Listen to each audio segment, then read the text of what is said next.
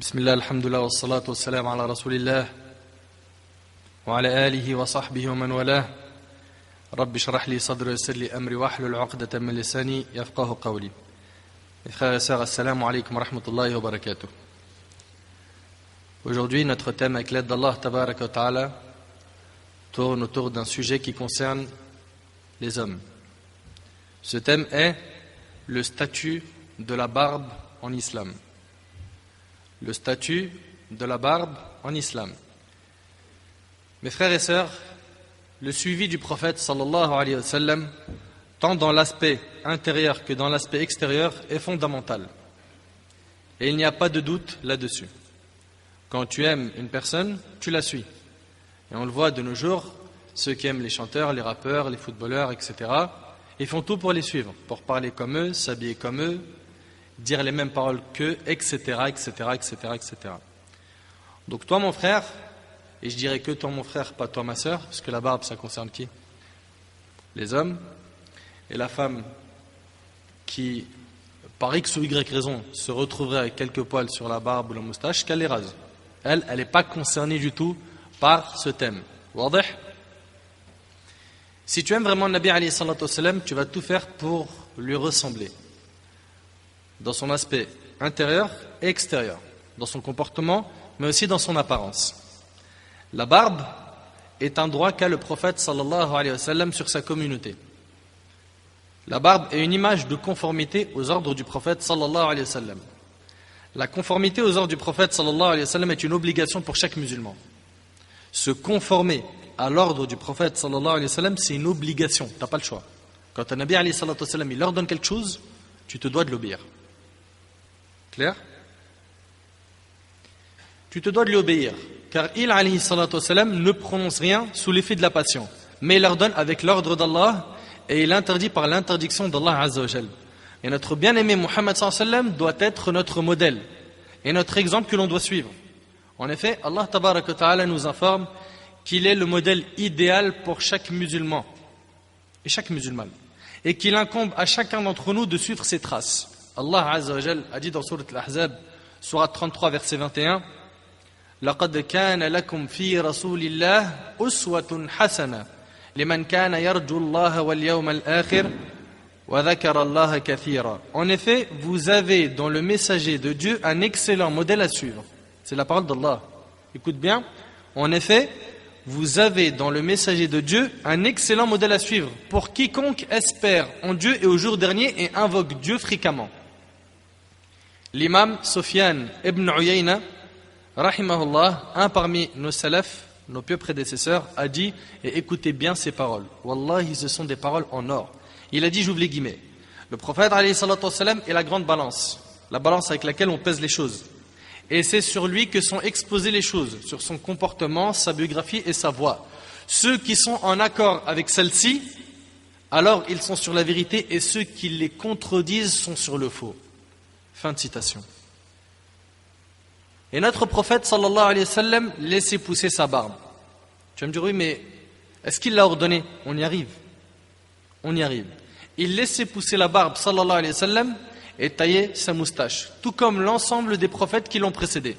Notre prophète alayhi salatu wa sallam a ordonné à sa communauté, je parle ici des hommes, de faire pousser la barbe. Selon Ibn Umar radiyallahu anhuma, le prophète alayhi salatu wa sallam a dit, raccourcissez vos moustaches et laissez pousser vos barbes, rapporté par Bukhari et Muslim.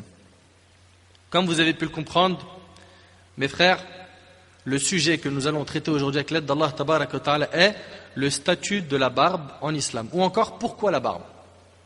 Pourquoi la barbe? Sachez mes frères que la barbe est avant tout un honneur pour l'homme de la part de son Seigneur. C'est une chose qu'Allah a exclusivement donnée à l'homme. Et si nous traitons ce sujet aujourd'hui, c'est parce qu'il fait partie des ordres d'Allah Azza wa Jal et de son messager sallallahu alayhi wa sallam. J'ai bien dit ordre.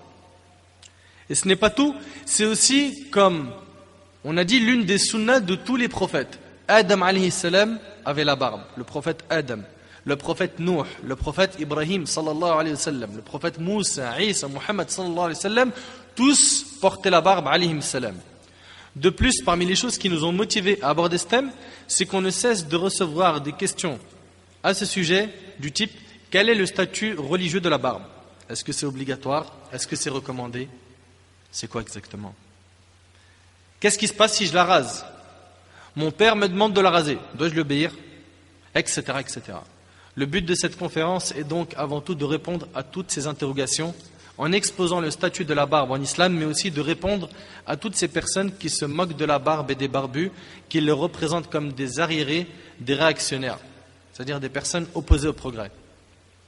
Alors que ce sont des gens qui ont tout simplement cru en Allah tabaraka wa ta'ala et accepté son ordre, alors que des millions de jeunes de notre communauté ne font qu'imiter aveuglement les occidentaux.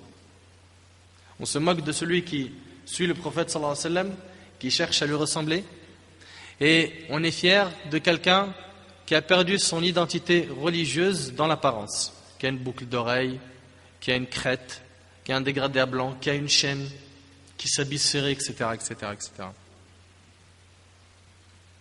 On les voit donc aujourd'hui, ces jeunes, imiter aveuglement les occidentaux dans leur façon de s'habiller, dans leur manière de parler, même dans leur comportement quotidien.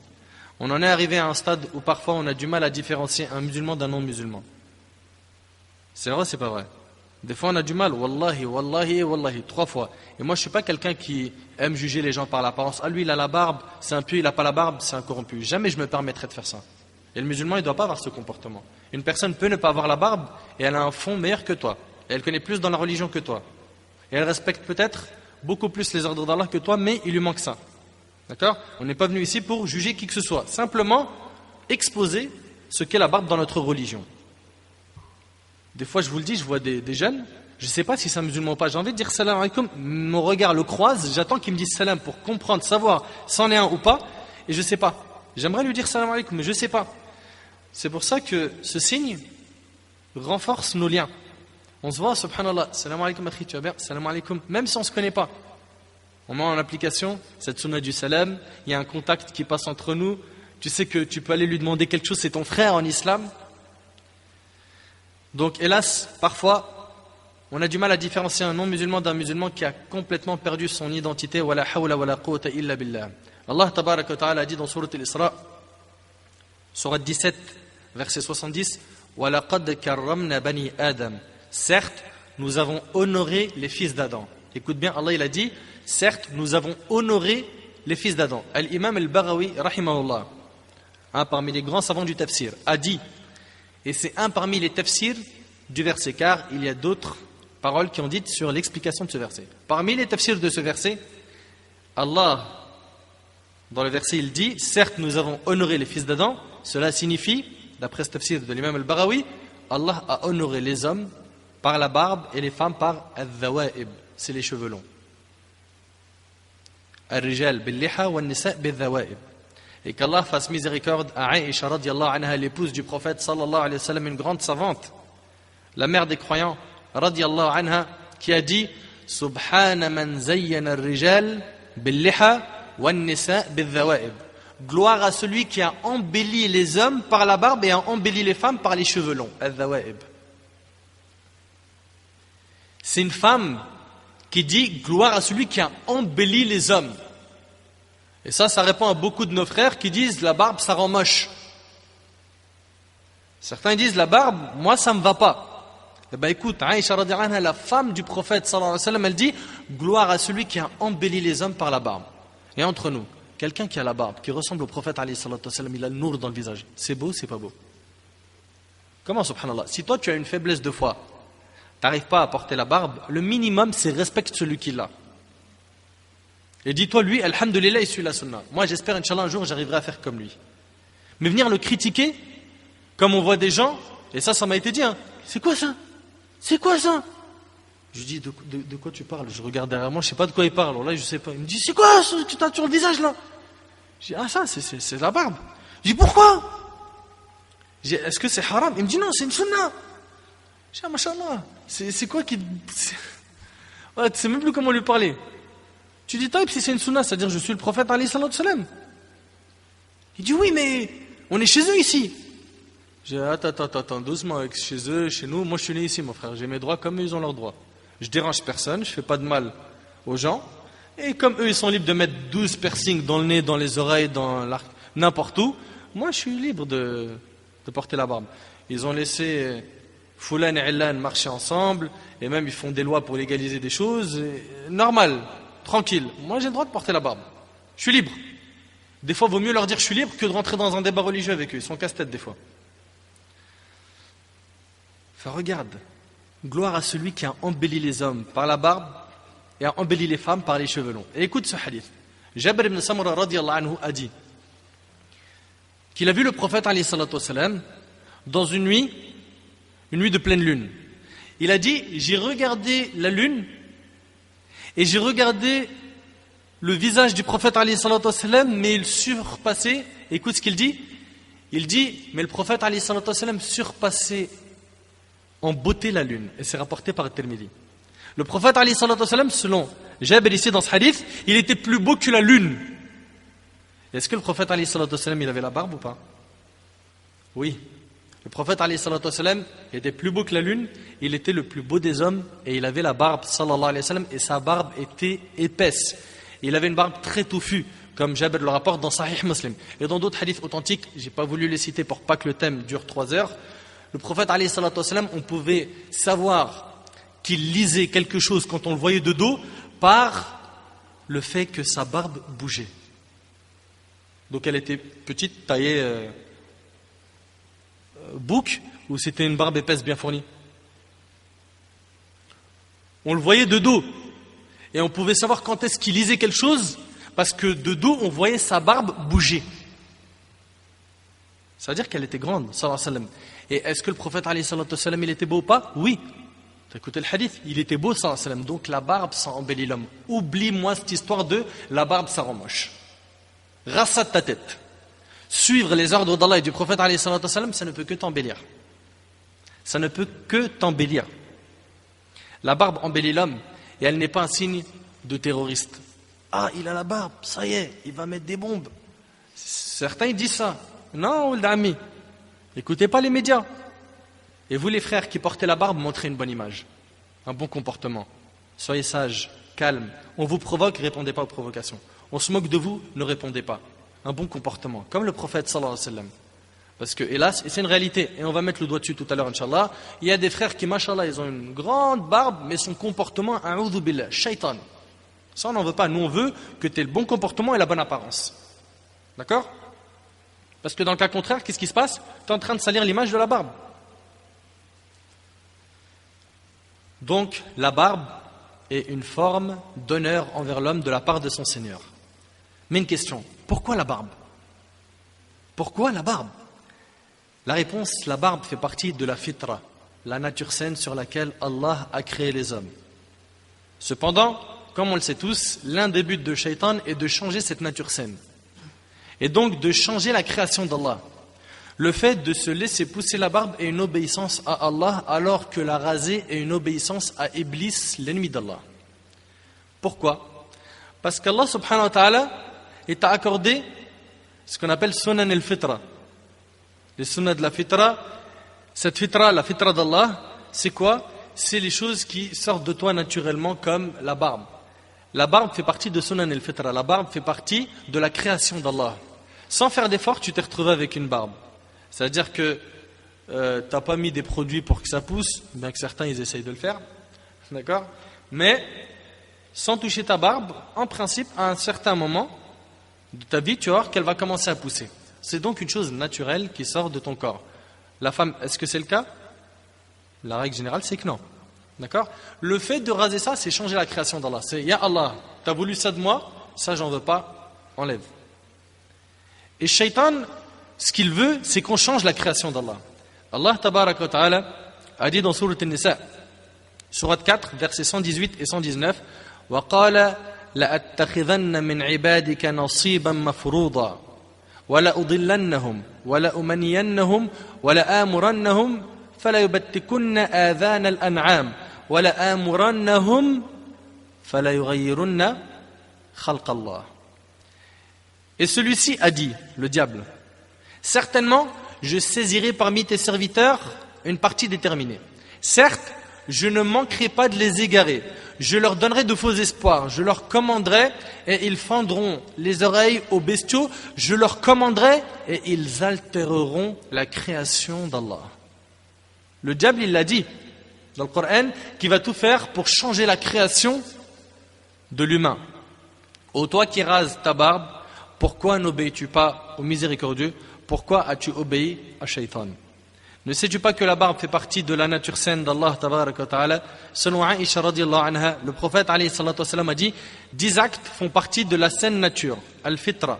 Et l'imam al-Khattabi rahimallah a dit que la fitra veut dire la sunna et c'est l'avis de la majorité des savants. 10 choses font partie de la fitra. 1. Se tailler la moustache. C'est-à-dire que tu la laisses pas comme ça jusqu'à ce qu'elle dépasse ta lèvre supérieure et que tu manges et tu as de la moustache dans la bouche. Non, tu la tailles, d'accord? Tu la laisses pas longue. Et tailler la moustache, ça rend beau ou pas?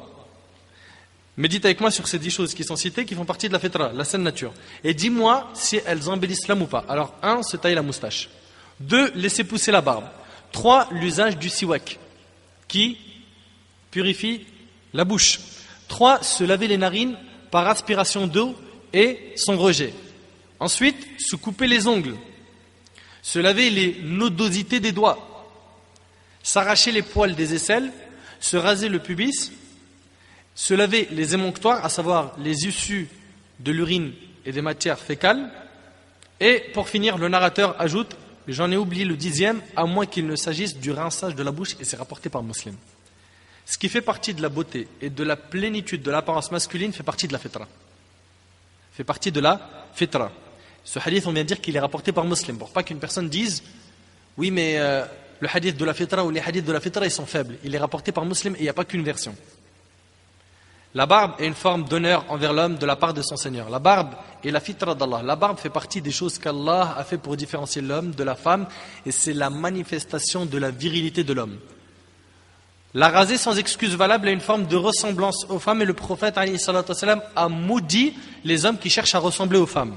Ibn Abbas radiallahu anhu a dit, le prophète alayhi salatu wa sallam a maudit les hommes efféminés ainsi que les femmes qui cherchent à passer pour des hommes. Et dans une autre version, le prophète alayhi salatu wa sallam a maudit ceux des hommes qui cherchent à ressembler aux femmes et celles des femmes qui cherchent à ressembler aux hommes. Et c'est rapporté par Al-Bukhari. Maudit, tu sais, ça veut dire quoi? Ça veut dire qu'il est chassé de la miséricorde d'Allah. Et on entre au paradis que par la miséricorde d'Allah. Donc c'est pas un jeu. Celui qui se rase la barbe, je vous pose la question, parce que ça peut ne pas trop rentrer dans vos cervelles. Est-ce qu'il ressemble à un homme ou à une femme? Certains vont peut-être me dire, écoute, je sais pas moi, je vois pas pourquoi ça ressemblera à une femme. Bon, je vais la tourner autrement. Une femme avec une barbe, elle ressemble à un homme ou à une femme? À un homme, d'accord? Donc l'homme qui rase sa barbe, il ressemble à qui? C'est bon? C'est rentré? Taïb, alhamdoulilah. La barbe, c'est donc la fitra d'Allah Azza wa Jal. C'est l'ordre d'Allah. C'est aussi un signe de virilité. Et le fait de la raser, c'est une ressemblance aux femmes. La barbe permet de distinguer celui qui la porte des non-musulmans. C'est un emblème et un noble signe de la sunna. Ibn Umar radiallahu anhu rapporte que le prophète alayhi salatu wa sallam a dit, différenciez-vous des polythéistes, des mushrikines. Laissez pousser vos barbes et raccourcissez vos moustaches, rapporté par Bukhari et Muslim. Laissez pousser vos barbes et raccourcissez vos moustaches, rapporté par Bukhari et Muslim. Hélas, on n'a plus d'identité. On ressemble aux non-musulmans dans tout. On les suit dans tout. Et le prophète alayhi salatu wa sallam a dit vrai dans le hadith d'Abi Sa'id al-Khudri lorsqu'il a dit, sallallahu alayhi wa sallam, vous suivrez les voies de ceux qui vous ont précédés empan par empan et coudée par coudée. Même s'ils entraient dans le trou d'un lézard, alors que son trou est très petit, vous les auriez suivis. Le prophète alayhi salatu wa sallam, il dit, vous suivrez les voies de ceux qui vous ont précédés, ceux qui sont venus avant vous. Empan par empan et coudée par coudée, même s'ils entraient dans le trou d'un lézard, vous les auriez suivis. Vous les suivrez dans tout. On lui demanda, ô envoyé de Dieu, sont-ils les juifs et les chrétiens? Il répondit, de qui s'agit-il donc d'autres? Rapporté par Muslim. Donc le prophète alayhi salatu wa sallam, il nous informe qu'on va suivre les non-musulmans dans tout, jusqu'à même que s'ils rentrent dans le trou d'un lézard, on va les suivre. Plus d'identité. Plus de fierté d'être musulman, de dire qu'on est musulman.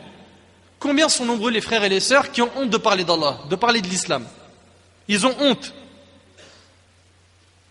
Alors qu'ils sont normalement dans une position où ils sont non seulement fiers, mais ils doivent présenter aux gens ce trésor qu'on a entre nos mains. Et le hadith qu'on a cité, il est rapporté par Muslim. Si seulement on suivait les non-musulmans dans leur science de ce bas monde et qu'on essayait de produire comme ils produisent, d'exporter nos produits comme ils le font très bien, non. Nous, ce qui nous intéresse, c'est d'imiter les non-musulmans dans ce qui sert à rien. Exemple, je m'habille comme eux. Jeans slim, c'est la mode en ce moment. Ils mettent tous des slims, je mets un slim. Grosse basket ou basket fine. Pourquoi? Parce que c'est la mode en ce moment. Les filles, pareil. Le sac à main et tout est assorti, tout est calculé. Pourquoi? Les gens vont dire, les gens vont penser, les gens vont me voir. Les gens, t'adores les gens ou t'adores Allah? T'as des comptes à rendre aux gens? Le jour du jugement, c'est eux qui vont te juger? Pourquoi tu leur donnes autant d'importance? Le principal, c'est de satisfaire Allah. Donc tu le vois, ils s'habillent comme eux. Même coupe de cheveux. Coupe à la mode. Allez hop, on met des pics, gel, on est parti. Teinture jaune. Pourquoi tout ça? Ou bien il va fêter Halloween, Nouvel An, Noël, Saint-Valentin, Pâques, etc. Fête de la musique, du muguet, de toute façon les fêtes, c'est pas ce qui manque. Donc raser sa barbe, c'est ressembler aux non-musulmans. Et notre religion nous demande de nous différencier d'eux, d'avoir notre propre identité. Ça ne veut pas dire qu'on doit leur faire la guerre, être méchant, mauvais avec eux. Non, on doit être bon avec eux, avoir le meilleur comportement avec les non-musulmans, mais j'ai mon identité, il a la sienne. J'ai mon apparence, il a la sienne. J'ai mes valeurs, il a ses valeurs. D'accord? C'est pas un pour que je m'adapte, j'écrase tous mes principes et je fonds dans la masse. Non. Ça, c'est une grande erreur. Une grande erreur. La barbe fait partie de la sunna de tous les prophètes. Croyez-vous qu'un prophète, depuis Adam jusqu'à Muhammad sallallahu alayhi wa sallam, rasait sa barbe? J'ai lu que chez les juifs et chez les chrétiens, que la barbe existait déjà chez eux. Et j'ai les preuves chez moi.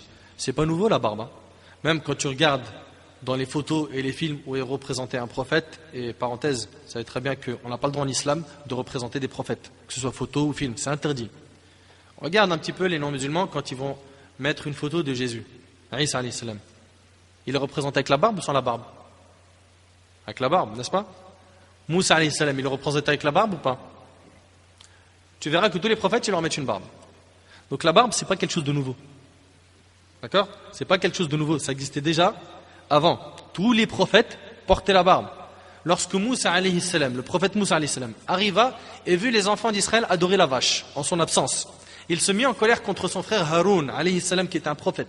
Il l'attrapa et le tira par sa barbe. Ah bon? Le prophète Haroun, il avait la barbe? Oui, il avait la barbe, alayhi salam. Haroun alayhi salam avait donc une barbe qu'on peut attraper. Donc elle n'était pas petite, c'était pas les barbes de 3 jours. C'était une barbe qu'on pouvait attraper, pas des petits poils qu'on peut qu'observer avec une loupe ou un microscope. Une vraie barbe, intacte. Allah tabaraka wa ta'ala nous en parle dans Surat Taha, Surat 20, verset 94. Qala yabna la ta'khudh bilihyati wala bira'si. Haroun dit, ô fils de ma mère, ne me prends ni par la barbe ni par la tête. C'est dans le Coran. Et ça, c'est à l'époque de Moussa alayhi salam. Donc la barbe, c'est pas quelque chose de nouveau. On n'est pas en train de vous parler d'une nouvelle chose. Les prophètes alayhi salam l'ont porté. C'est donc une sunna chez tous les prophètes. Ceci prouve que la barbe existait chez chaque prophète. Alayhim wa ala nabiyina aska salat wassalam. Ensuite, la barbe est un ordre de la part d'Allah Azza wa Jal. Et c'est un ordre du prophète alayhi salatu wassalam à la communauté de l'islam. Les compagnons ont tous obéi à cet ordre. Les tabi'in, ceux qui les ont suivis, aussi. Et ceux qui les ont suivis. Et toute personne pieuse et pure jusqu'à nos jours-ci. Il n'y a pas un seul compagnon qui l'a rasé. Il n'y a pas un compagnon qui est venu, raser la barbe à blanc.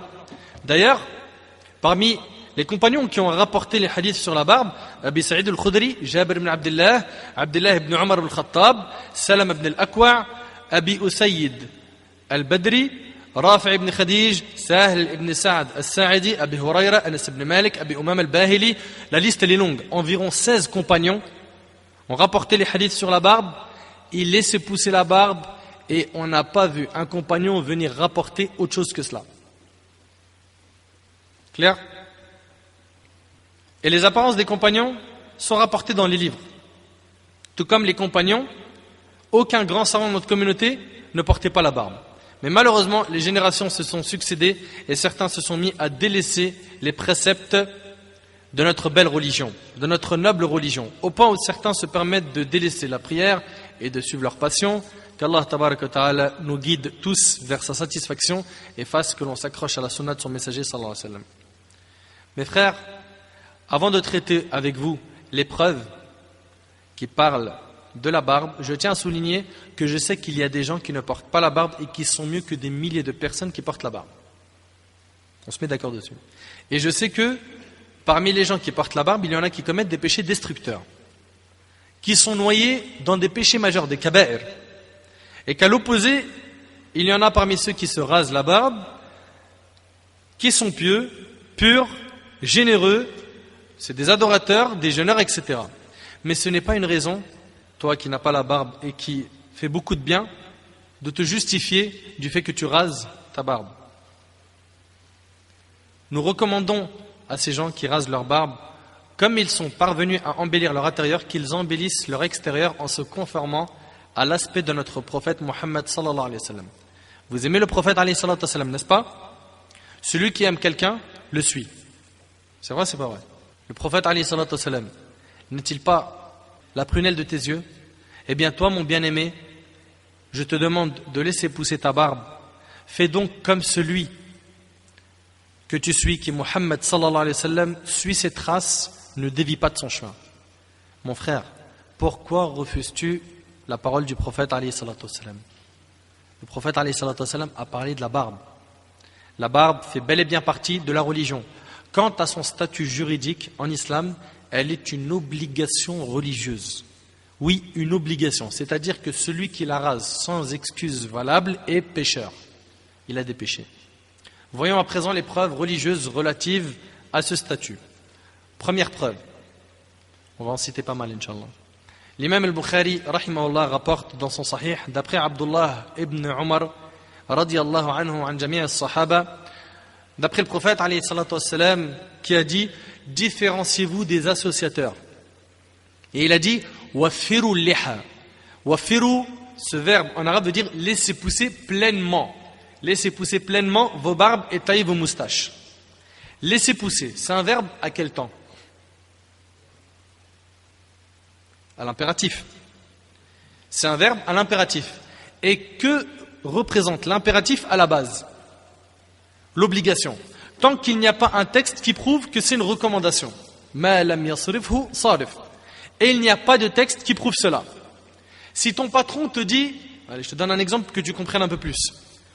Si ton patron te dit, envoie-moi ce courrier à 14h, tu es d'accord que c'est un ordre? Est-ce que cet ordre sous-entend que c'est pas obligatoire? Il t'a dit, envoie-moi ce courrier à 14h. C'est un ordre ou pas? Est-ce que tu vas dire, bon, c'est optionnel? Il n'a pas vraiment voulu dire que c'est obligatoire. C'est si tu peux, envoie-le. Est-ce qu'il a dit si tu peux? Il a dit envoie. C'est un ordre, n'est-ce pas? Si tu ne le fais pas, logiquement, qu'est-ce qu'il va dire? Pourquoi tu m'as désobéi? Oui ou non? Penses-tu à ce moment-là être capable de lui dire ben je pensais que c'était pas obligatoire? Pourquoi devant un patron tu ne désobéis pas? Par contre, quand il s'agit d'un ordre qui vient du prophète sallallahu alayhi wa sallam, tu commences à... Imagine le prophète alayhi wa sallam devant toi et qu'il te dit laisse pousser la barbe. Oserais-tu désobéir à son ordre? Cela prouve que l'impératif indique l'obligation. Cela prouve que c'est obligatoire. Sachez qu'on n'a jamais connu chez les compagnons, ni chez les tabi'in, chez les successeurs, ni chez les successeurs des successeurs atba' et tabi'in, on n'a jamais connu un parmi eux qui se rasait la barbe. Même pas une seule fois. Et le prophète alayhi salatu wassalam a ordonné de laisser pousser la barbe et de tailler la moustache pour se différencier des associateurs. Car il alayhi salatu wassalam souhaitait aux musulmans qu'ils aient leur propre identité religieuse et qu'ils soient dotés d'une forte personnalité, aussi bien caractérisée par l'intérieur et l'extérieur. Le prophète alayhi salatu wassalam n'aime pas que le musulman soit un sans identité ou qui suit aveuglement les gens. Différenciez-vous donc des mouchriquines, des associateurs, laissez pousser vos barbes et taillez vos moustaches. Ô vous qui prétendez aimer le prophète sallallahu alayhi wa sallam, comment pouvez-vous désobéir à l'ordre du prophète alayhi salatu wa sallam? Ô vous qui appelez les gens à s'accrocher à la sunna du prophète alayhi salatu wa sallam, n'avez-vous pas honte que la sunna du prophète alayhi salatu wa sallam n'existe même pas dans votre apparence, dans votre visage? Tu dis la sunna et l'importance de la sunna, montre-moi la sunna dans ton apparence. La sunna, elle est où? Ça c'est la première preuve. Le prophète alayhi salatu wa sallam a dit, différenciez-vous des associateurs. Deuxième preuve, l'imam Muslim rapporte. Le premier c'est Al-Bukhari rapporte, authentique à 100%. Le deuxième rapporté par Muslim. Il rapporte dans son sahih d'après Abdullah ibn Umar radiyallahu anhuma, qui a dit, le prophète alayhi salatu wa sallam a dit, on nous a ordonné. On nous a ordonné. Qui a ordonné le prophète alayhi salatu wa sallam? Allah. C'est donc un ordre d'Allah. Écoute bien, on nous a ordonné de tailler les moustaches et de i'fa. Là, le verbe utilisé dans le hadith, c'est i'fa, et de laisser pousser les barbes. Et c'est rapporté par Muslim. Troisième preuve, l'imam Ahmad rahimahullah rapporte ainsi que Muslim dans son sahih, d'après Abu Huraira radiyallahu anhu, qui a dit, le prophète alayhi salatu wa sallam a dit, juzu, c'est-à-dire couper les moustaches, et arkhu, ce verbe en arabe veut dire laisser grandir librement ou laisser suspendre vos barbes. Soyez différents des Zoroastriens. Les Zoroastriens, c'est qui? C'est le majous, ceux qui adoraient le feu. Regarde les termes qui ont été utilisés. Le premier hadith, on voit laisser pousser pleinement. Le deuxième hadith, on voit laisser pousser les barbes. Le troisième hadith, on voit laisser grandir librement. Mais dites bien. Ou laissez suspendre vos barbes. Soyez différents des Zoroastriens. Quatrième preuve, Ibn Abi Shayba rahimahullah rapporte qu'un homme parmi les Zoroastriens, ceux qui adorent le feu, va voir le prophète alayhi salatu wa sallam, et il avait rasé sa barbe et fait pousser sa moustache. Et ça c'est fréquent, on le voit aujourd'hui ça. Des gens qui vont raser leur barbe et qui vont laisser pousser la moustache. Pendant une certaine période, les hommes de l'époque rasaient leur barbe et laissaient pousser leur moustache.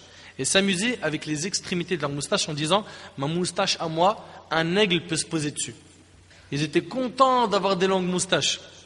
D'autres juraient par leur moustache, qui était pour eux un symbole de leur virilité. Et ce n'est pas tout, vous avez sûrement entendu, voilà, et quand j'ai dû vérifier ça sur internet parce que j'y croyais pas, j'ai dit, mesquine, il manque une case celui-là. Et c'est pas tout, vous avez sûrement entendu parler des concours qui sont organisés de nos jours, le concours de la plus grande moustache. La moustache la plus originale. Wallahi, je l'ai vu de mes yeux. Il y a un homme indien, j'ai même pas voulu citer son nom. De toute façon, vous le retrouverez facilement. Qu'Allah il le guide. Il détient le record de la moustache la plus longue du monde. Il l'entretient depuis 1982. Ma date de naissance. 30 ans qu'il entretient la moustache. Pour avoir juste ce titre, le record de la moustache la plus grande du monde. Je te dis qu'Allah il le guide, il lui manque une case. Cette phénoménale moustache atteignait 4,29 mètres de long. Cet homme passe 1 heure tous les jours à la nettoyer et à la peigner. Il dit, je la masse avec de l'huile de coco tous les 10 jours. Entre nous, on est d'accord, c'est pas un cerveau qu'il a lui, c'est de la moustache. Ça, le fait d'avoir des moustaches longues, d'accord, et de raser la barbe, ça fait partie des traditions des majous, des Zoroastriens. Je te pose la question, toi qui as une longue moustache, bien sûr qui n'atteint pas celle-là, et qui a rasé ta barbe, est-ce que tu es un majous aussi, tu es un Zoroastrien? Écoute et apprends. Ibn Abi Shayba rapporte qu'un homme parmi les Zoroastriens vint voir le prophète alayhi salatu wa sallam, et il avait rasé sa barbe et fait pousser sa moustache. Et le prophète alayhi salatu wa sallam lui demanda, qu'est-ce que c'est que ça? Il répondit, cela fait partie de notre religion. Et là, le prophète alayhi salatu wa sallam dit, mais dans notre religion, on doit tailler la moustache et laisser pousser la barbe. Donc, notre religion nous demande de laisser la barbe et de tailler la moustache. Cinquième preuve, Ibn Jarir, rahimullah, rapporte, et ce hadith est jugé valide par Al-Albani. Pourquoi je le dis? Parce que certains savants l'ont rendu faible. Cheikh Al-Albani, rahimullah, il l'a jugé Hassan, d'après Zayd ibn Habib, dans l'histoire des 2 messagers de Kisra, Khosroès, envoyés au prophète alayhi salatu wa sallam. Ils entrèrent chez le prophète alayhi salatu wa sallam et ils avaient rasé leur barbe et laissé pousser leur moustache. Le prophète alayhi salatu wa sallam détesta les regarder à cause de leur apparence dépareillée. Il n'a pas voulu les regarder. Imagine. Et leur dit, malheur à vous. Qui vous a ordonné de faire cela?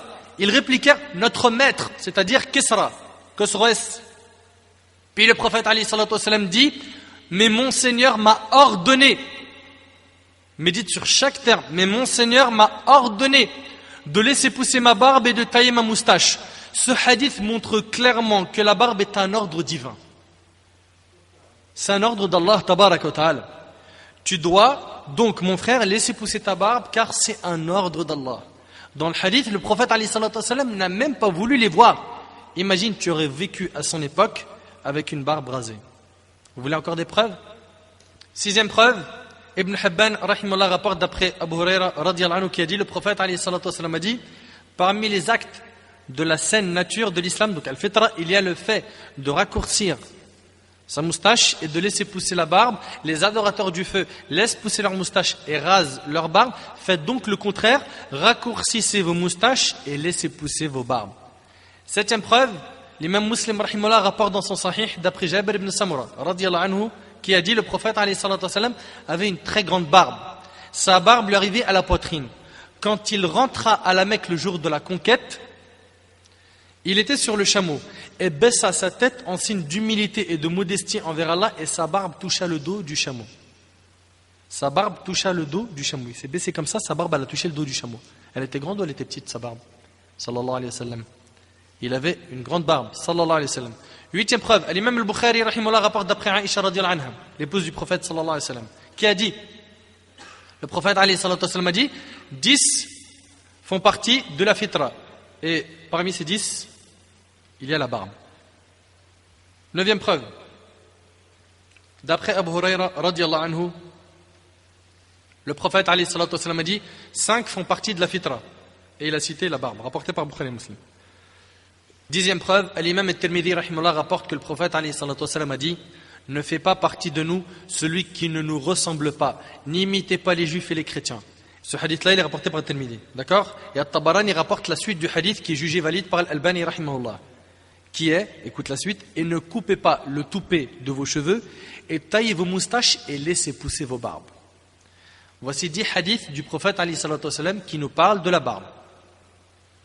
Voyons à présent ensemble les avis des 4 écoles à ce sujet. Comme vous le savez, le fiqh, quand on veut retourner au fiqh, on retourne à qui?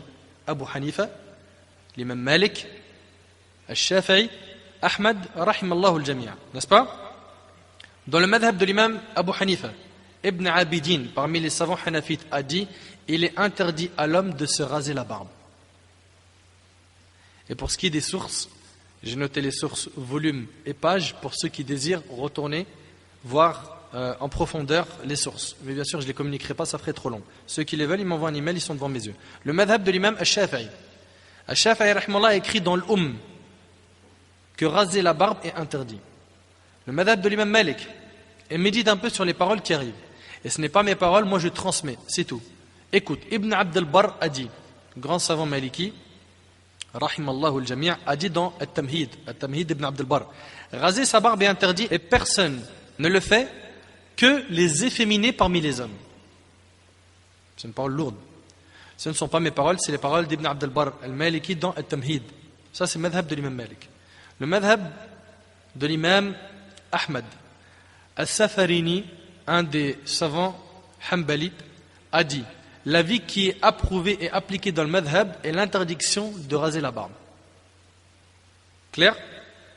Voici donc les 4 écoles. Ils disent tous que faire pousser la barbe est une obligation et la raser est haram, interdit. Tu veux d'autres savants? L'imam al-Nawawi rahimahullah, commentant les différentes expressions employées par le prophète alayhi salatu wassalam, arrive à la conclusion suivante. J'ouvre les guillemets. Il dit, rahimahullah, le sens qui ressort de l'ensemble de ces hadiths est qu'il faut laisser pousser la barbe dans son état naturel.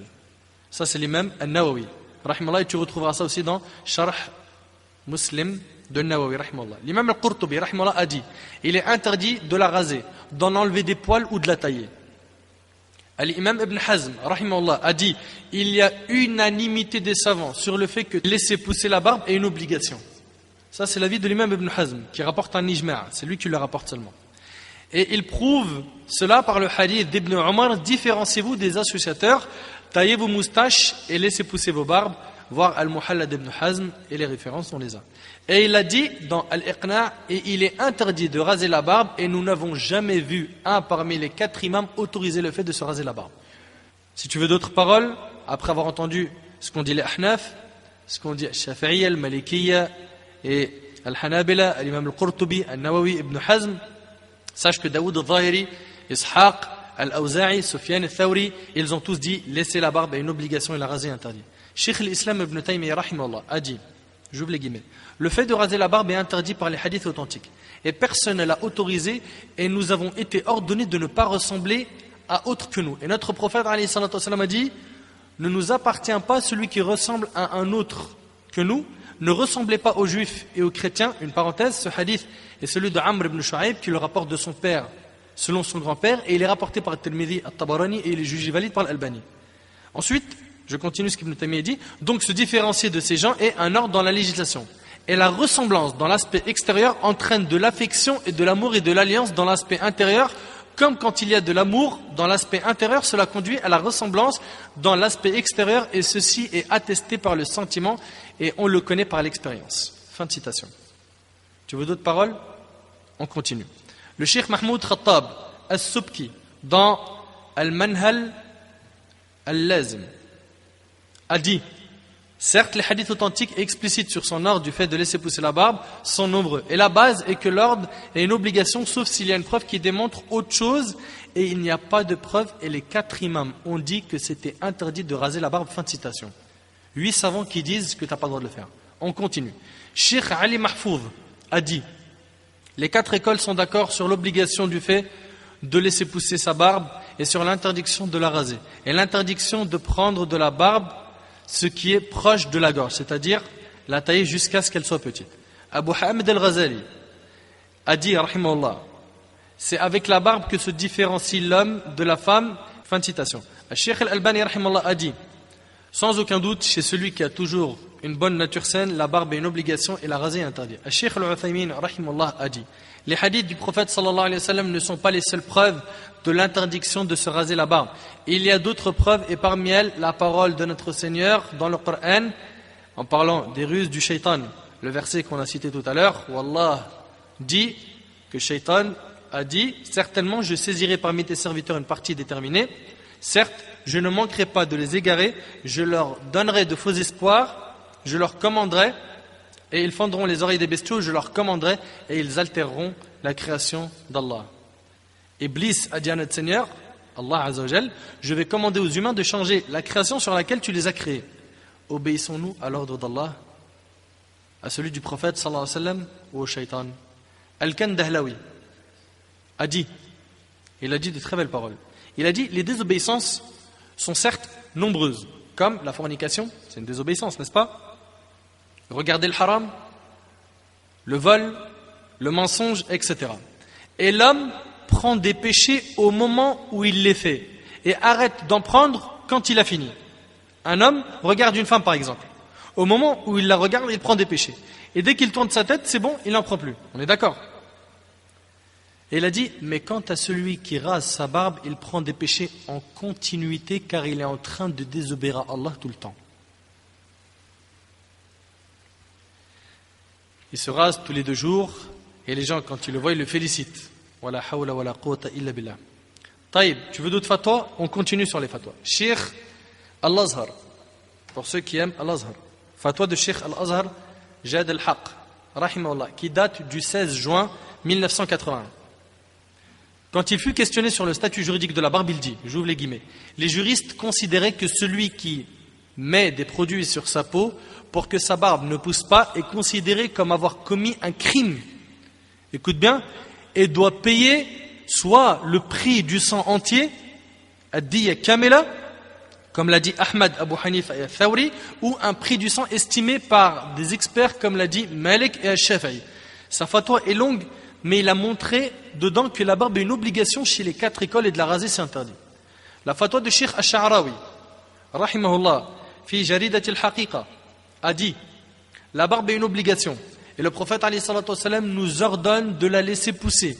Et je dis à une partie des gens, ne vous précipitez pas en disant qu'elle n'est pas une obligation, sinon vous prendrez un péché. Fin de citation. C'est qui? Al-Sheikh Al-Sha'rawi, rahimahullah. Donc la barbe est une obligation, selon le Coran. La Sunna, les paroles des imams, les paroles des gens de science, des anciens et des contemporains. Après avoir entendu les preuves et les fatwas, une question s'impose. Qu'est-ce que la barbe? C'est quoi la barbe? C'est ce qui pousse sur les joues? Sur le menton seulement?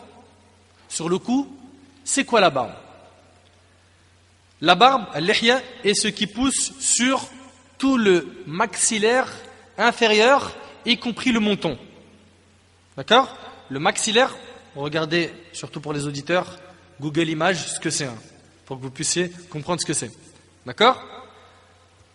La barbe est ce qui pousse sur tout le maxillaire inférieur, y compris le menton.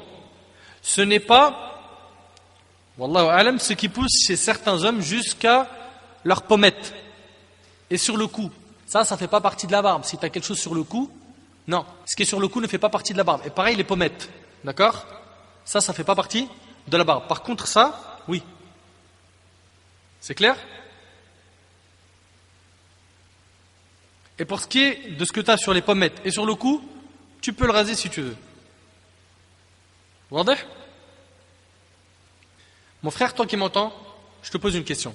Pourquoi est-ce que tu refuses de porter la barbe? Et là, je sais qu'il y a plein de prétextes qui reviennent souvent. Le premier prétexte qui revient souvent, et on va essayer de prendre tous les prétextes et d'y répondre, Inch'Allah. Le premier prétexte, c'est que certains vont dire, écoute, Akhi, le plus important c'est le cœur. Le plus important c'est le comportement. La barbe fait partie des choses qui ne sont pas importantes. C'est une petite chose. Tu nous fais un dans le santé sur la barbe, alors que ça fait partie des choses secondaires. On vit une époque où ils sont montés sur la lune. Et tu n'as rien trouvé d'autre que la barbe dans ton discours? Mon frère, laisse-moi te répondre en te disant, toute la religion est très importante. Et tout ce qu'Allah a ordonné est important. Il n'y a pas dans la religion, ça c'est pas important, ça c'est important. Tout est important. Après il y a des priorités, certes. On va en parler après des priorités, Inch'Allah. D'accord? Mais viens pas dire ça c'est une petite chose, ça c'est une grande chose. Tout est grand dans notre religion. Venir dire ça c'est une petite chose, mais Alish, il n'y a pas de petite chose. Tout est grand dans la religion. Une fois, un homme va voir l'imam Malik et lui dit, fais-moi une fatwa sur telle chose. Et Malik répondit, je te répondrai demain. Il faut que je révise la réponse. L'homme lui dit, mais c'est une petite chose. Et l'imam Malik se mit en colère et dit, il n'y a rien de petit dans la religion et il n'y a rien de léger dans la religion. Fais rentrer ça dans ta cervelle. D'accord? Il n'y a pas de petite chose. Tout est grand. Viens pas dévaloriser une chose qui vient du Coran et de la Sunna. Après le sens des priorités, ça on va en parler là ensemble. C'est une grande erreur de dire que la religion contient des petites choses, des choses pas importantes, des choses qui sont vite fait, petites. Non, toute la religion est grande. Et toi qui me dis, mais le plus important c'est le cœur. Toi qui dis, tant que le cœur est blanc, c'est bon, on te répond. Crois-moi, si ton cœur était blanc comme tu le dis, ton extérieur ressemblerait au prophète alayhi salatu wassalam. C'est logique. Sans compter que, laisse-moi te poser cette question, d'où t'en sais que ton cœur il est blanc? Qu'est-ce que t'en sais? Ça fait partie du monde de l'invisible, du ghaib. D'où t'as eu l'information que ton cœur il est blanc? D'où t'en sais? Omar radiyallahu anhu, il va voir Hudayf ibn al-Yaman, c'est le deuxième calife de l'islam, il lui dit, est-ce que le prophète alayhi salatu wassalam a cité mon nom parmi les hypocrites? Lui-même, Omar, il n'a pas dit mon cœur il est blanc. Hanzala radiyallahu anhu, pareil. Dans Sahih Muslim, il a dit, nafaqa Hanzala, Hanzala est devenu hypocrite. Il est parti voir Abu Bakr et il s'est plaint. Il lui a dit, quand on est chez le prophète alayhi salatu wassalam, il nous fait des rappels sur le paradis et l'enfer, comme si on les voyait de nos yeux. Et quand on le délaisse et qu'on retourne auprès de nos familles, on oublie beaucoup de ce qu'on a entendu. C'est pour ça que je me sens hypocrite, parce que j'ai une foi forte chez le prophète sallallahu alayhi wa sallam, et j'en oublie un peu, et la foi, c'est pas la même quand je rentre chez ma famille. Abu Bakr le dit, je ressens la même chose que toi. Abu Bakr, il n'a pas dit, mon cœur, il est blanc. Et la foi d'Abu Bakr, si on la mettait dans le côté d'une balance, et celle de toute la communauté dans l'autre balance, c'est laquelle la plus lourde? C'est celle d'Abu Bakr. Donc comment tu peux venir dire que ton cœur, il est blanc? D'où t'en sais? Et s'il est blanc, pourquoi tu n'as pas l'aspect extérieur du prophète alayhi salatu wassalam? Qu'est-ce qui t'empêche de ressembler à la meilleure créature qu'Allah a créée? De plus, toi qui me dis, ils sont montés sur la lune. En quoi la barbe empêche d'évoluer en matière de science et économie? En quoi? Pourquoi tu me dis, ils sont montés sur la lune? C'est quoi? C'est la barbe qui bloque l'évolution et les technologies? D'où t'as ramené ça? Ne mélange pas tout. Et sache que de plus en plus des musulmans barbus, et je sais de quoi je parle, accèdent à des grands diplômes et à des hauts postes. Walillahi alhamd. Et vous le confirmez, j'en suis sûr. Deuxième prétexte. Tu demandes au frère, mais pourquoi tu rases la barbe? Il te répond, t'as laissé mon frère tous ceux qui commettent des grands péchés, ceux qui commettent la fornication, qui volent, qui mangent l'usure, et tu viens parler d'un tout petit péché? Tu m'as vu tuer quelqu'un, moi? Et alors, si je rase la barbe? Tu m'as vu voler? Parle plutôt à ces pervers là, ceux qui font des grands péchés, pourquoi tu viens me parler à moi? Je te réponds, mon frère, en te disant qu'Allah subhanahu wa ta'ala te guide. Et sache que wallahi, je veux ton bien et je suis pas en train de te juger comme j'ai dit au début de l'audio, jusqu'à la fin, comprends-le. Je suis pas en train de dire que tu es un pervers ou je suis mieux que toi parce que j'ai la barbe, jamais de la vie je me permettrais de dire ça. Mais simplement, si tu as un bon fond et tu as une bonne éducation, et alhamdoulilah, tu aimes le Coran et la Sunna, mais qu'est-ce qui t'empêche de ressembler au prophète alayhi sallam? Rappelle-toi de la parole d'Aïcha radhiyallahu anha, elle a dit gloire à celui qui a embelli les hommes par la barbe. Donc je te dis, mon frère, ne regarde pas la petitesse du péché, mais regarde plutôt la grandeur de celui que tu désobéis. Tu désobéis à qui? À Allah, en te rasant la barbe. Allah tabaraka wa ta'ala a dit dans Surat Al-Qamar, Surat 54, verset 53, wa kullu saghirin wa kabirin mustatar. Et tout fait petit et grand est consigné.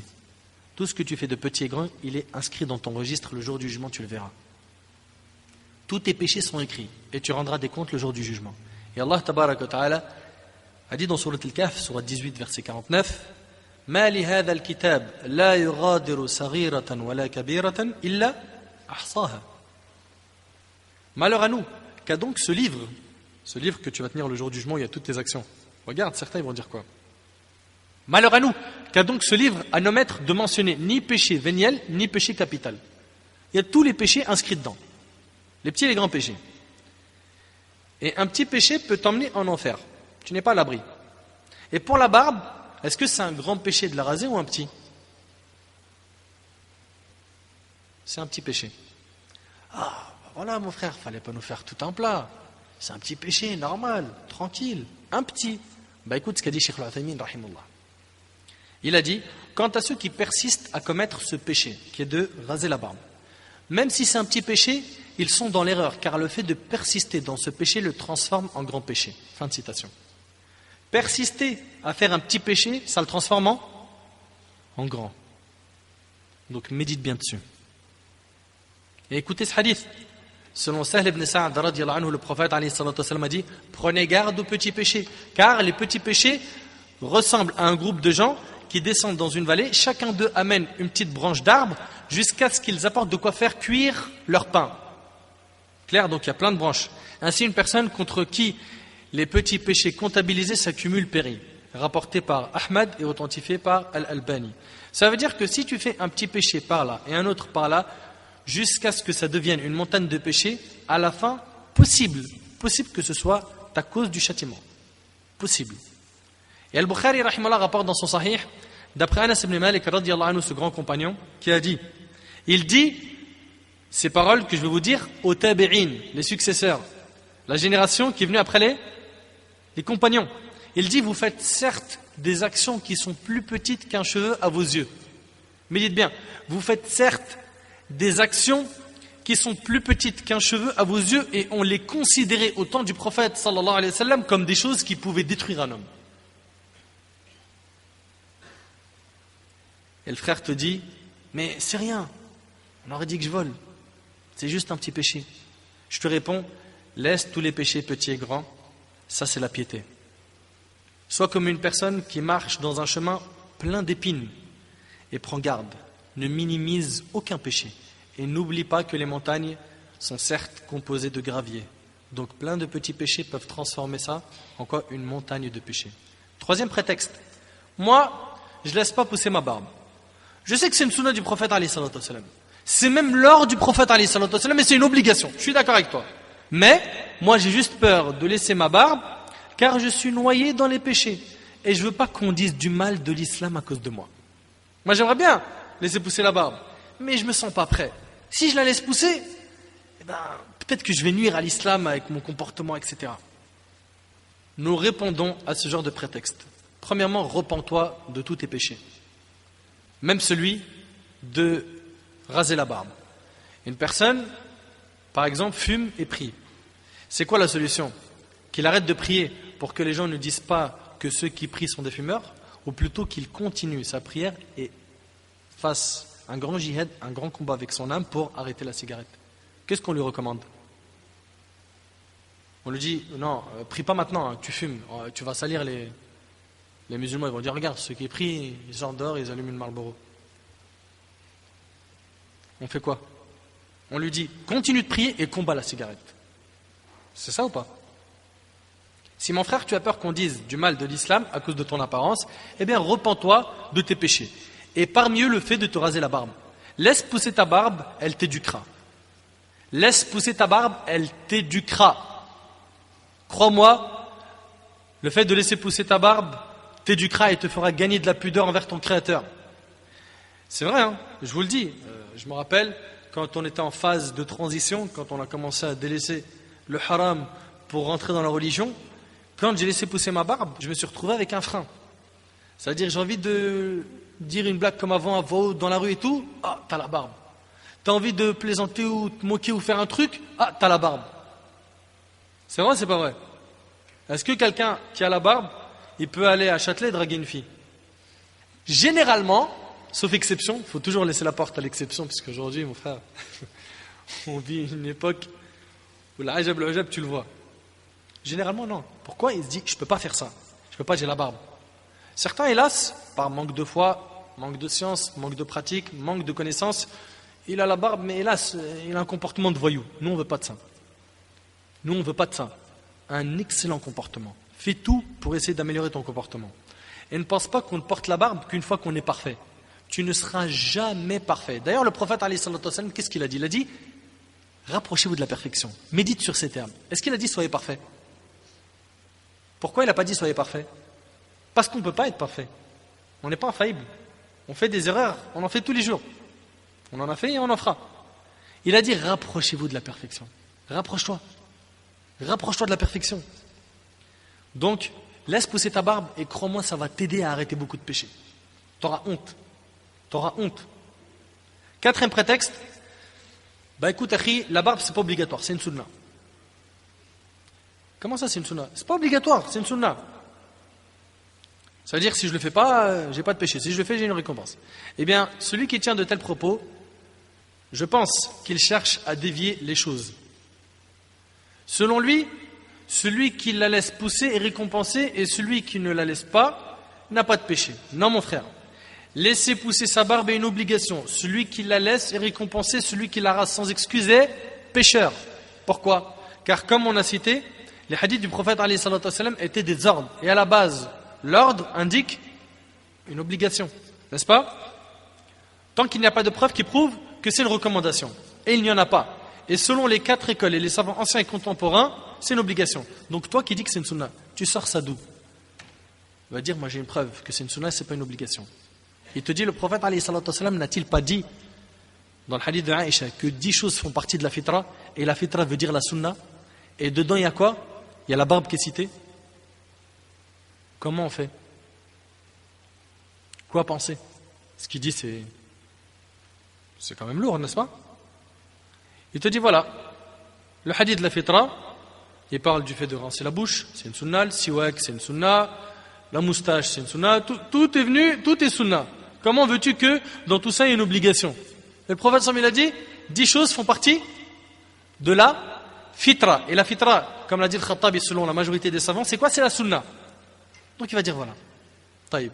Je te dis, patiente un instant et écoute attentivement. Premièrement, l'obligation de la barbe ne vient pas que du hadith de la fitra. N'oublie pas que je t'ai cité 9 autres hadiths. N'est-ce pas? Pourquoi tu les as barrés? T'en as fait quoi de ces hadiths? Deuxièmement, la preuve du fait que le hadith de la fitra est cité avec des actes de la sunna ne prouve pas que la barbe soit une sunna et non une obligation. Comme le siwak par exemple. Car la sunna et l'obligation peuvent être réunies dans le même texte. Tu veux une preuve du Coran?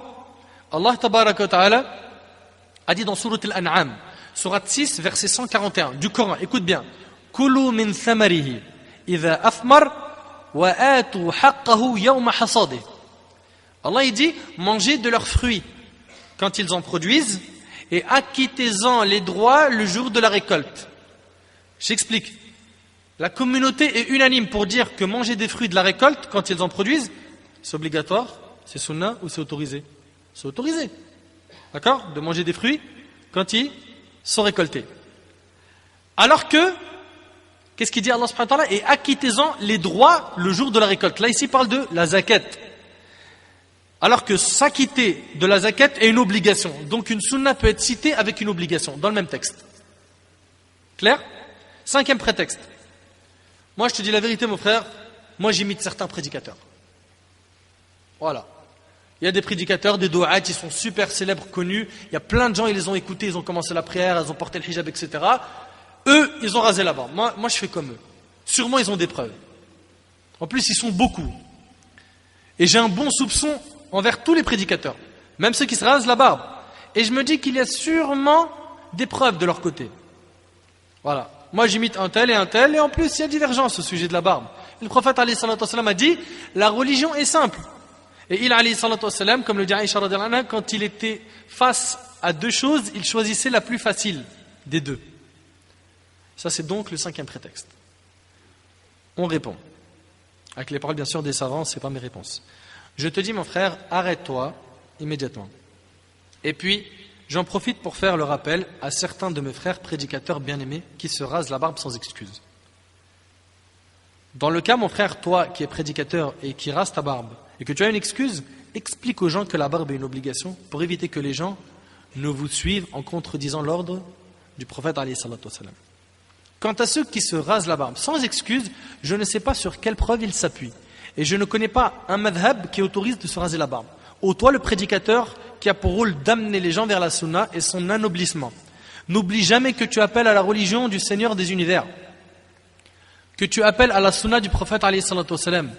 Je te pose la question, pourquoi est-ce que tu contredis le prophète sallallahu alayhi wa sallam dans ton apparence? C'est quoi ton madhab? Tu suis quelle école? Celle d'Abu Hanifa, de Malik, de Shafi'i, d'Ahmad ibn Hanbal, de qui? Tous les imams ont dit que le fait de se laisser pousser la barbe était une obligation. Même les chiites la rendent obligatoire et ils interdisent de se la raser. Donc je te recommande de craindre Allah tabaraka ta'ala. Certains prédicateurs disent, moi je me rase la barbe pour le bien de la da'wah. Et d'autres se laissent aller dans leur tenue vestimentaire en se disant, voilà, c'est pour le bien de la da'wah. Tu le vois habillé d'une manière étrange, avec des couleurs agressantes, du rouge flash, du jaune, etc., des pantalons serrés, rasés à blanc, et te dit, tu sais, tout ça, mon frère, c'est une stratégie pour amener les jeunes dans la religion. Vous qui dites, on se rase la barbe pour le bien de la da'wah, ne vous préoccupez pas de cela. La meilleure des voies est celle de Muhammad sallallahu alayhi wa sallam. Khayr al-hadi, hadi Muhammad sallallahu alayhi wa sallam. Ce genre de frère se dit, quand je vais me raser et m'habiller de cette manière, les jeunes vont bien m'aimer, etc. Allah tabaraka wa ta'ala a dit dans Sourate Al-Kahf, Sourate 18, verset 29, وَقُلِ الْحَقُّ مِنْ رَبِّكُمْ فَمَنْ شَاءَ فَلْيُؤْمِنْ وَمَنْ شَاءَ فَلْيَكْفُرْ. Et dit, la vérité émane de votre Seigneur. Ya akhi, la vérité elle vient d'Allah. Prenons ce qu'Allah subhanahu wa ta'ala nous a enseigné. La vérité émane de votre Seigneur. Quiconque le veut, qu'il croit. Et quiconque le veut, qu'il mécroit. Est-ce que ça veut dire que tu as le droit de rentrer dans le kufr normal? Non. C'est une menace. C'est-à-dire, tu veux mécroire? Mécrois. Mais attention au châtiment qui t'attend. Clair? Nous, en tant que prédicateurs, nous ne cherchons pas à plaire aux gens. Et nous n'allons pas délaisser notre religion pour les passions des gens. On se doit de transmettre la religion comme le prophète alayhi sallam l'a transmis. Selon Aïcha radhiyallahu anha, le prophète alayhi sallam a dit, quiconque aspire à satisfaire Allah, même s'il provoque la colère des gens, Allah sera satisfait de lui et fera que les gens soient satisfaits de lui. Et quiconque aspire à satisfaire les gens, même s'il provoque la colère d'Allah, Allah sera en colère contre lui et il provoquera la colère des gens contre lui, rapporté par Ibn Hibban. Et Cheikh Al-Arnaout a dit que sa chaîne de transmission est valide. Ô toi qui dis que le prophète alayhi salatu wassalam a dit la religion est simple. Qui t'a dit que nous disons, nous qui portons la barbe, que la religion elle est dure? De même, toi qui dis que le prophète alayhi salatu wassalam, quand il était mis face à une situation où il devait choisir entre deux choses, il choisissait la chose la plus facile. Qu'est-ce qu'Aïcha radhiyallahu anha a rajouté à la suite du hadith? Tant que ce n'était pas un péché. Et raser la barbe, c'est un péché. Donc ton dalil, il tombe à l'eau. Clair?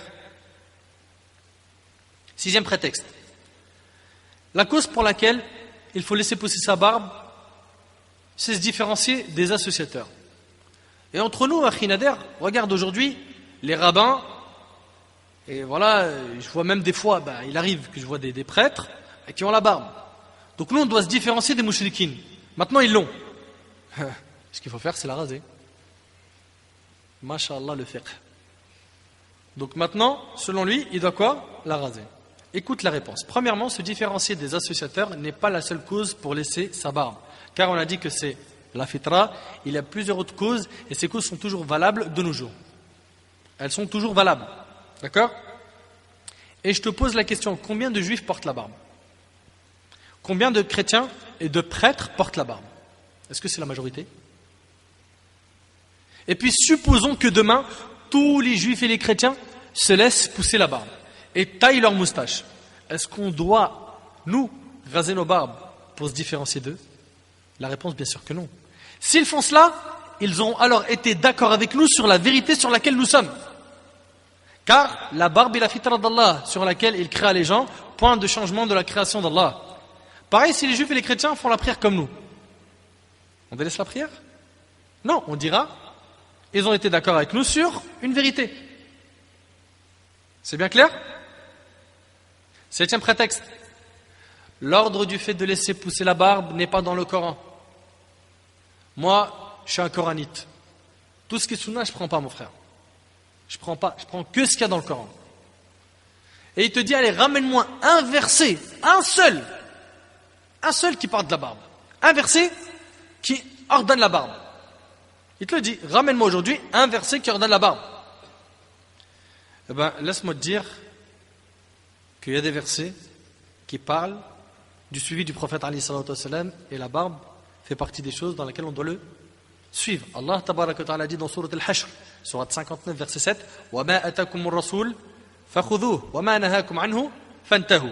Prenez ce que le messager vous donne, et ce qu'il vous interdit, abstenez-vous-en. Et le prophète alayhi salatu wassalam nous a ordonné de laisser la barbe et de tailler la moustache. Et Allah tabaraka wa ta'ala dit dans sourate An-Nisa, sourate 4, verset 80, مَن يُطِعِ الرَّسُولَ فَقَدْ أَطَاعَ اللَّهَ. Quiconque obéit au messager obéit certainement à Allah. Et Allah tabaraka wa ta'ala dit dans sourate An-Nisa, sourate 4, verset 59, أَطِيعُوا اللَّهَ وَأَطِيعُوا الرَّسُولَ. Obéissez à Allah et obéissez au messager. Et Allah azza wa jalla dit dans sourate An-Nur, sourate 24, verset 63, فَلْيَحْذَرِ الَّذِينَ يُخَالِفُونَ عَنْ أَمْرِهِ أَن تُصِيبَهُمْ فِتْنَةٌ أَوْ يُصِيبَهُمْ عَذَابٌ أَلِيمٌ.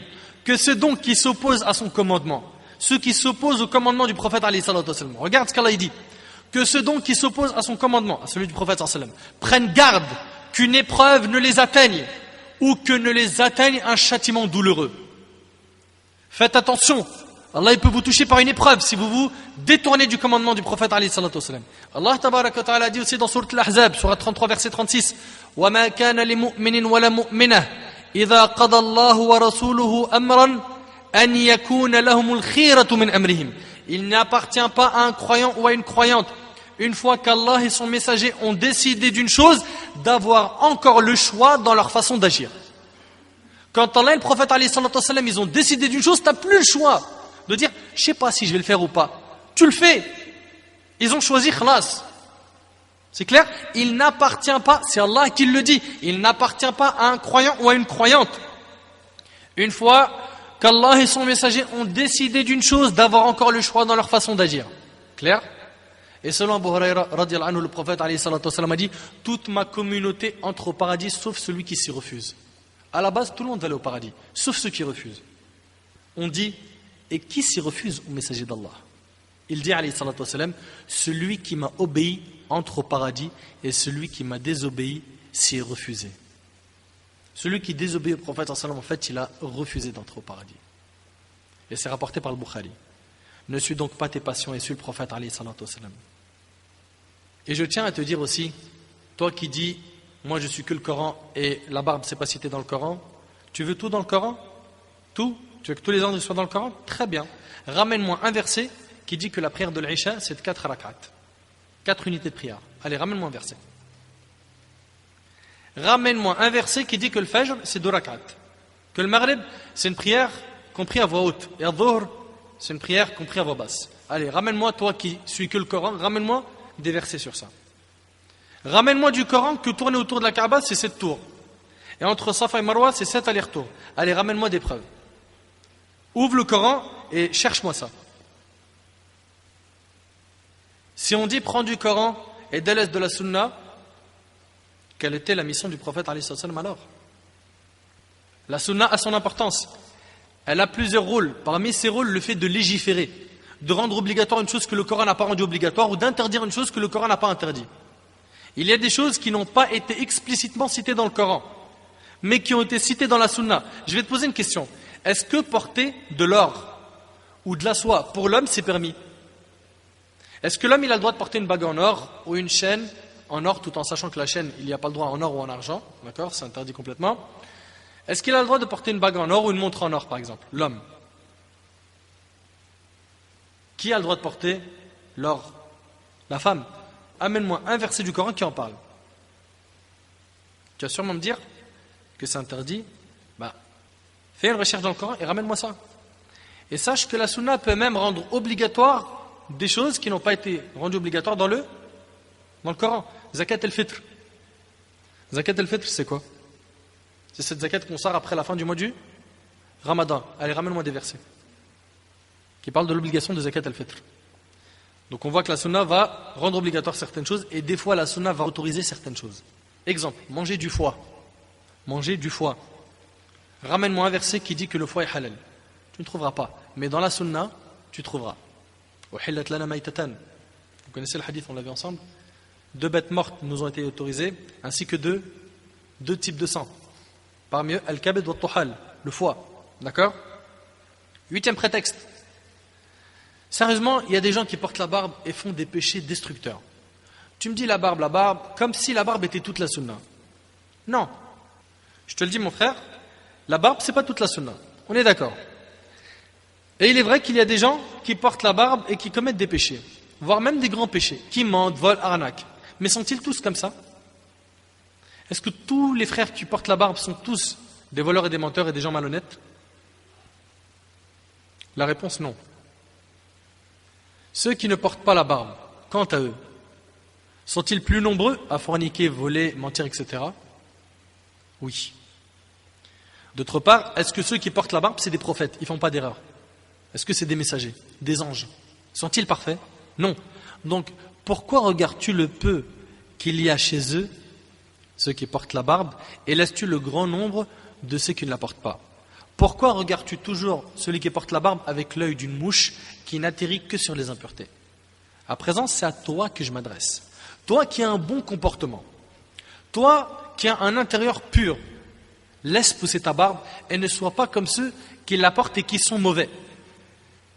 Et on a dit qu'il y en avait qui ne portaient pas la barbe et qui étaient mieux que des milliers de barbus, n'est-ce pas? On l'a dit. Mais Akhi, tu as rempli ton intérieur de foi et de lumière d'Allah Azza wa Jal. Embellis aussi ton visage par l'apparence de la sunna du prophète alayhi salatu wassalam. En suivant la sunna du prophète sallallahu alayhi wa sallam. Tu aimes bien le prophète alayhi salatu wassalam? Eh bien écoute-le. 9e prétexte, certains disent moi, je ne porte pas la barbe car j'ai honte de la porter, car si je la porte, je ne pourrai pas travailler, je ne pourrai rien faire, en plus les gens ils vont se moquer de moi. Subhanallah, tu as honte de ressembler à la meilleure créature qu'Allah a créée et tu penses qu'Allah va t'abandonner quand tu vas lui obéir en portant la barbe et il va faire en sorte que tu ne trouveras pas de travail? Tu penses que quand tu vas obéir à Allah sur cet ordre, et obéir au prophète alayhi salatu wassalam, Allah il va te fermer les portes du risque de la subsistance? Allah, quand il a ordonné la barbe dans la religion, tu penses qu'Allah ne savait pas qu'on allait rencontrer des difficultés dans notre époque, que des gens allaient se moquer de nous, que des gens allaient dire ah voilà regarde celui-là là, celui-là il est dangereux celui-là, hein. Fais gaffe, ne fréquente pas, il a la barbe. Place ta confiance en Allah subhanahu wa ta'ala et sache qu'Ar-Razzaq, celui qui subvient aux besoins des hommes, c'est Allah Azza wa Jal. C'est Allah. Ton patron, les gens qui sont sur terre, c'est des causes. C'est des causes. Celui qui met de l'effet dans les causes, c'est Allah subhanahu wa ta'ala. Et ne te soucie pas des gens et de ce qu'ils vont dire sur toi, ils ne te serviront à rien dans ta tombe et le jour du jugement. 10e prétexte, et c'est le dernier. Mes parents me demandent de me raser la barbe. Que faire? Mes parents, je suis obligé de leur obéir. Donc tu veux que je fasse quoi mon frère? Ils m'ont dit rase ta barbe, sinon on est mécontent, on est en colère, on n'est pas satisfait de toi, etc. Je te le dis mon frère, obéis à ton Seigneur et ne te comporte pas mal envers tes parents. C'est-à-dire que j'obéis à Allah et en même temps je ne déçois pas ma mère. Et je ne déçois pas mon père. Je fais les deux. Tu vas me dire, mais comment? Sois intelligent, embrasse-lui les mains et les pieds, reste sage et ne la dérange pas. Il faut qu'elle remarque qu'après que tu te sois mis dans la religion, tu es devenu mieux qu'avant. Avant, tu étais quelqu'un de mauvais, maintenant, alhamdoulilah, tu pries, tu portes la barbe, tu lui embrasses la main. Tu lui ramènes ses chaussures. Tu lui fais les courses, tu l'aides dans la maison. Ainsi, elle va sentir que la religion t'a changé. De cette manière, Inch'Allah, tu pourras gagner son cœur. Obéis à ton Seigneur et ne mets pas ta mère en colère. Et si l'obéissance d'Allah et l'obéissance à un autre se tiennent face, Allah te donne un ordre et ta mère te donne un ordre et ils se contredisent, on obéit à qui? Alors Allah, le prophète alayhi salatu wassalam, dans le hadith qui est rapporté par l'imam Ahmad, a dit point d'obéissance à la créature dans la désobéissance au créateur. Et avant de finir, j'ai 2 modestes conseils à faire. Premièrement, ne jamais dire à quelqu'un ta barbe pousse pas trop, ça sert à rien. Ça sert à rien, regarde, t'as 3 poils. Ou bien, rase-la plusieurs fois comme ça sera grande. Non. Même si tu n'as que 3 poils, garde-les. N'y touche pas. N'y touche pas. De même, lorsqu'on fait la da'wa à des frères qui sont éloignés de plusieurs actes qui font partie de notre religion, on ne doit pas commencer par leur parler de la barbe. Il n'est pas dans la religion, il fume, il sort avec une fille. Achid, c'est quoi le frère Abouanes, tout à l'heure, j'étais à son ders, il a dit la barbe, tu vois. Mais il ne prie même pas, il est à l'ouest. Non, par étape, par priorité. D'accord? Par priorité. Donc tout à l'heure, quand on a dit il n'y a pas de petites et grandes choses, on a dit qu'il y avait des priorités. Oui, c'est vrai, il y a des priorités.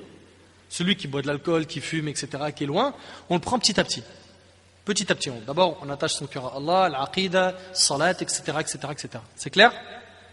Concernant, c'est avec ça que je vais terminer, le fait de tailler la barbe. Est-ce qu'on a le droit de la tailler? D'accord, c'est obligatoire de l'avoir. Mais est-ce que je peux la tailler? Et la tailler jusqu'à où? Franchement, les divergences, il y en a un paquet dessus. Sur ce sujet-là, sur le fait de tailler la barbe, tu ne trouveras pas une parole qui tranche facilement. Pas facile. Al-Hassan al-Basri, rahimahullah, Ibn Sirin et d'autres, ils disent il n'y a pas de taille pour la barbe. Il n'y a pas de taille. Le prophète, alayhi salatu wassalam, il a dit laissez pousser pleinement, laissez pousser vos barbes, mais il n'y a pas de taille. Donc il faut avoir la barbe, mais il n'y a pas de taille. Donc on peut tailler comme on veut. D'accord? À condition qu'il reste de la barbe. D'accord? C'est-à-dire, quand je vois son visage, à celui-là qui l'a et celui qui ne l'a pas, je vois une différence. Je dis lui il a la barbe, lui il ne l'a pas. C'est pas les petites barbes de 3 jours là où tu comprends pas c'est quoi. D'accord? Une vraie barbe. Clair? D'autres parmi les savants ont dit, Ibn Umar radiyallahu anhuma, le compagnon le plus attaché à la sunna du prophète alayhi salatu wassalam, lui, qu'est-ce qu'il faisait?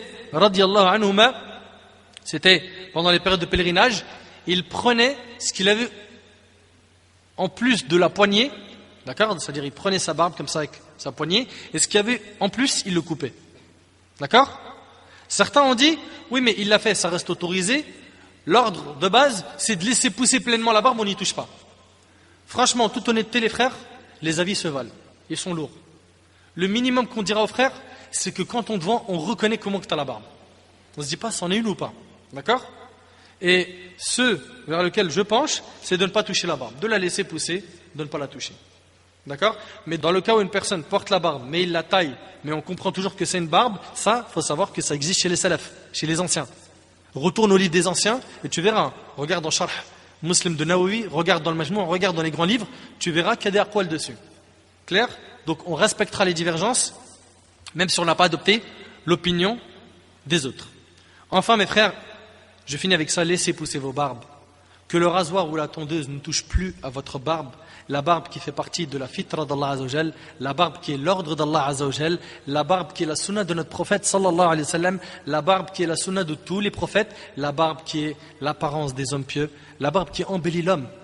Bien sûr, quand tu auras la barbe, entretiens-la, coiffe-la, parfume-toi, sois beau de l'extérieur et de l'intérieur. Clair? La barbe est l'emblème de la sunna et du suivi de la voie du prophète sallallahu alayhi wa sallam, la barbe qui est une obéissance continue, tout comme son rasage est un péché continu. Mon frère, fais tout pour ressembler au prophète sallallahu alayhi wa sallam et sois fier de la porter, sois fier. C'est pas que tu la portes avec la tête baissée, porte ta barbe, la tête haute, mon frère, et n'oublie pas avec tout cela d'embellir ton comportement comme tu as cherché à embellir ton apparence. Le prophète alayhi salatu wassalam, dans le hadith d'Abu Darda qui est rapporté par Abu Daoud Tirmidhi et qui est authentifié par l'Albani, a dit: le jour de la résurrection, rien ne pèse plus lourd sur la balance que les bonnes œuvres et le bon comportement. Et pour finir, je demande à Allah subhanahu wa ta'ala de nous faire profiter de tout ce qu'on a dit et de faciliter à mes frères qui jusqu'à maintenant n'ont pas franchi le cap de ressembler à la meilleure des créatures et d'être fiers de l'avoir fait et de diffuser cette information autour de nous afin que les gens ressemblent à la meilleure des créatures et non aux stars, aux footballeurs et aux chanteurs. As'Allah subhanahu wa ta'ala أن ينفعني بما قلت وأن ينفعكم بما سمعتم هذا والله أعلم وبارك الله فيكم والسلام عليكم ورحمة الله وبركاته